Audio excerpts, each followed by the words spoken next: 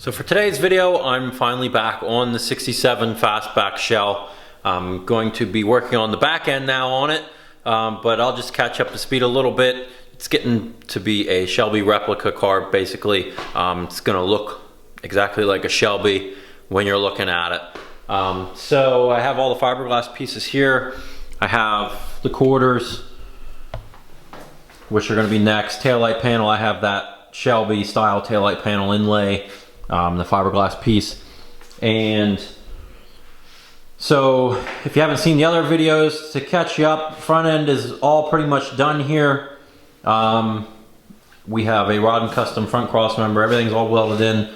Mustang Saphir apron panels and cowl firewall, cowl side panels, torque boxes, all that stuff's done. I rebuilt the door hinges in a video, hung the doors, and now I'm onto the back end of the car.